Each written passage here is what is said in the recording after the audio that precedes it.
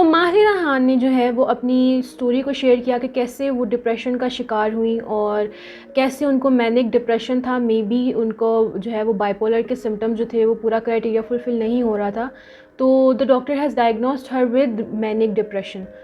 और मैंने फिर उस पोस्ट के नीचे जाके मैंने कमेंट किया कि it is very brave of her कि उन्होंने मीडिया के ऊपर आके ये चीज़ शेयर की है कि सिर्फ डिप्रेशन भी नहीं, मैनिक डिप्रेशन की बात की है और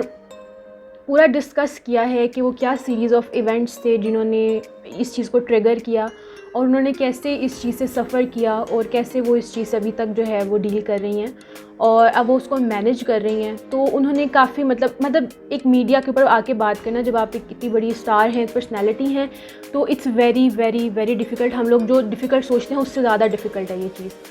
लेकिन उन्होंने ये किया और उनके लिए बहुत एक बड़ा स्टेप था कि उन्होंने ये चीज़ शेयर की। तो जब इस तरह बड़े स्टार्स, पब्लिक पर्सनैलिटीज़ जो हैं वो इन चीज़ों के बारे में बात करती हैं, तो मेरे जैसे लोग जो थोड़ी सी अवेयरनेस जो है वो फैलाना चाहते हैं, वो उनके लिए एक लगता है जैसे एक होप है कि हाँ अब मे बी इस चीज़ के ऊपर बात होना शुरू हो जाएगी। अस्सलाम वालेकुम, welcome back to my channel. I hope आप लोग बिल्कुल ठीक ठाक होंगे, खुशबाश होंगे और अपना बहुत सा ख्याल रख रहे होंगे। तो आज मेरे चैनल को 3 साल पूरे होते हैं और आज मैं अपने चैनल में जैसे शुरू में मैं अवेयरनेस फैलाना चाहती थी, मैं अब भी मेरा वही गोल है और इंशाल्लाह आई एम होपफुल कि एक दिन पाकिस्तान में भी लोग इस चीज़ को जो है इस चीज़ पे बात करेंगे, अवेयरनेस फैलाएंगे और थेरेपीज़ के लिए जो है वो जाएंगे। तो आज का जो क्वेश्चन है वो ये है कि क्या वाकई ही डिप्रेशन और मेंटल इलनेसेस जो हैं वो अल्लाह ताला से दूरी की वजह से आती हैं? तो अगर आप येस और नो में आंसर चाहते हैं तो मेरा आंसर होगा नो, ऐसा नहीं होता। ठीक है, अगर इसको हम एलैबोरेट कर लें तो सबसे पहली बात जो है वो यही आ जाती है कि हमारे यहाँ पे क्योंकि दीन is not a private thing और हम सबको है कि हम सब क्योंकि हम लोग अपनी लाइफ में उतना बिज़ी नहीं है, हम लोगों के पास उतना है ही कुछ नहीं करने को,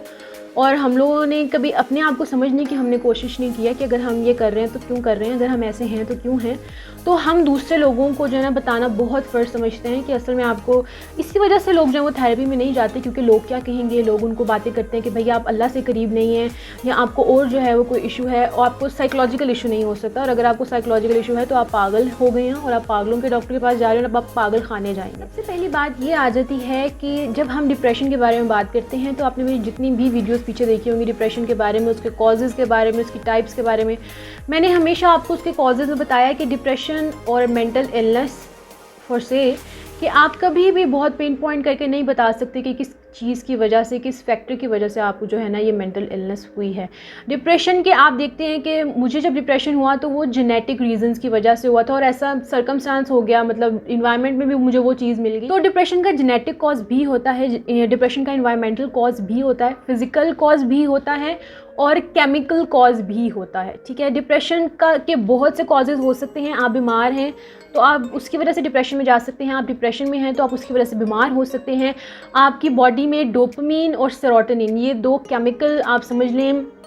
केमिकल्स होते हैं, ठीक है, हार्मोन्स केमिकल्स होते हैं जो इनके ऊपर नीचे होने की वजह से आप डिप्रेशन में जा सकते हैं। आपको थायराइड का इशू है तो आप डिप्रेशन में जा सकते हैं। आपको आपकी अम्मी को था या नानी को था या फूफो को था तो आपके अंदर भी बहुत चांसेस आ जाते हैं कि आपको डिप्रेशन हो सकता है। तो yes, depression is an illness. ठीक है, आपका बाजू टूटता है तो आप डॉक्टर के पास जाते हैं, तो ये बाजू टूटने से ज़्यादा कॉम्प्लेक्स चीज़ है क्योंकि बाजू टूटने में आपको पता है कि हड्डी टूटी है और आपने जोड़ना है, लेकिन जब डिप्रेशन होता है तो आपको नहीं पता चल रहा होता है कि असल में रीज़न क्या है। मे बी जो है ना मल्टीपल रीजंस की वजह से आपको डिप्रेशन हो रहा है। इतनी हमारे पास साइंस है, जब इतनी हमारे पास रिसर्चेज हैं, जब इतने हमारे पास मेडिकल ट्रायल्स हैं, जब इतने हमारे पास क्लिनिकल केसेस हैं, ये चीज़ बताने के लिए कि डिप्रेशन जो है वो मल्टीपल रीजंस और फैक्टर्स की वजह से होता है, और आप इसके साथ ला के रखते हैं कि नहीं depression is a normal thing, और ये तो थिंग भी नहीं है कोई क्योंकि इट्स नॉट देयर, और ये सिर्फ हमें लग रहा है क्योंकि हम अल्लाह ताला से दूर हैं। तो ये बहुत ही अब्सर्ड चीज़ है। अगर हम इस थिंकिंग से बाहर नहीं निकलेंगे तो हम तो कभी भी फिर साइंस और रिसर्च तक तो हम पहुंच ही नहीं सकते। आप बात करते हैं कि भाई आप अल्लाह से दूर हैं तो इस वजह से आप डिप्रेशन का शिकार हैं, तो फिर तो जितने भी बाहर के लोग हैं जो डिप्रेशन का शिकार हैं, जो ट्रीटमेंट के बाद ठीक हो जाते हैं, उसका तो फिर ये मतलब हुआ कि जब तक वो इस्लाम कबूल नहीं करेंगे वो डिप्रेशन से बाहर नहीं निकल सकते। मतलब आई एम जस्ट सेइंग, ठीक है, कि ये भी एक रीजनिंग हो सकती है अगर आप इस चीज़ से समझ सकते हैं बात को। बट द थिंग इज़ कि येस, जब आप डिप्रेशन का ट्रीटमेंट कर रहे होते हैं तो जो सबसे पहली चीज़ होती है वो ये होती है कि क्योंकि आप अगर उस स्टेट में हैं कि आप चलना फिरना बंद हो चुका है आपका और आप हिल भी नहीं रहे हैं, तो सबसे पहले जब आपका एक्टिविटी चार्ट आपको थेरेपिस्ट बनवाता है तो वो उसके अंदर आपसे पूछते हैं कि आप पहले कितने नमाज़ें पढ़ते थे, 1 पढ़ते थे, 2 पढ़ते थे। फिर वो जब आपका चार्ट, अगर आपने मेरी वीडियो भी देखी हो डिप्रेशन थेरेपी की, तो उसके अंदर वो एक्टिविटी चार्ट के अंदर वो फिर आपसे पूछ के वो फिर डालता है कि दिन में 1 दफ़ा नमाज आप पढ़ेंगे। तो यस, अल्लाह ताला आपको हेल्प करते हैं हील करने में, स्ट्रेंथ्स प्रोवाइड करने में, और एक वैल्यू और एक चीज़ प्रोवाइड करने में कि देयर इज़ समथिंग हैपनिंग, मैं कुछ अच्छे की तरफ जा रहा हूँ, मैं हिल रहा हूँ, मैं एक नमाज़ पढ़ रहा हूँ, this is a big thing. लेकिन आप ये आर्ग्यूमेंट पेश करें कि नहीं, अल्लाह से दूरी की वजह से आप डिप्रेशन में हैं, such an ignorant and arrogant मैं कहूँगी आर्ग्यूमेंट, क्योंकि एक तो आप अपने आप को उस बंदे से ऊपर समझ रहे हैं कि मैं अल्लाह से बहुत करीब हूँ तो आई एम फाइन, तुम करीब नहीं हो तो इस वजह से तुम डिप्रेशन में हो। और दूसरी बात इग्नोरेंट कि आपको नहीं पता कि depression is a disease, it's an illness जिसका प्रॉपर ट्रीटमेंट होना ज़रूरी है। ठीक है, जो लोग आपको इस तरह की सजेशंस देते हैं ना, आपको उनको सेकंड चांस देने की भी ज़रूरत नहीं है, क्योंकि जब तक अपना दिमाग नहीं खोलेंगे आपको उस टॉक्सिसिटी की, उस नेगेटिविटी की, उस इग्नोरेंस की और एरोगेंस की अपनी ज़िंदगी में आपको ज़रूरत नहीं है। तो आप उन लोगों के साथ रहें जो आपको समझते हैं, जिनको पता है कि आप एक रियल चीज़ से गुजर रहे हैं, जो आपके सपोर्टर्स हैं, जो आपको खड़ा करने में मदद कर रहे हैं, जो आपके बारे में सोचते हैं, आपके बारे में केयर करते हैं, जो आपके कमरे में झांक के देखते हैं कि अगर आप उठ के बाहर नहीं निकल रहे तो क्या बात। हम लोग सिर्फ अपने आप को चेंज कर सकते हैं, और अगर इस वीडियो के बाद आपको लगता है कि आप इस चीज़ के बारे में अवेयर हुए हैं तो इससे ज़्यादा बड़ा गिफ्ट और रिस्पॉन्स मुझे नहीं मिल सकता। तो वही बात, आप अपने आप को चेंज कर सकते हैं, आप अपनी थिंकिंग को चेंज कर सकते हैं, आप माशरे को नहीं चेंज कर सकते, एक एक करके आप जो है ना वो एक चेंज लेके आ सकते हैं। ठीक है, एक चेंज चल सकती है। तो आप कोशिश करें कि आपके इर्द गिर्द अगर कोई इंसान ठीक नहीं है तो आप उसकी केयर करें, आप उसको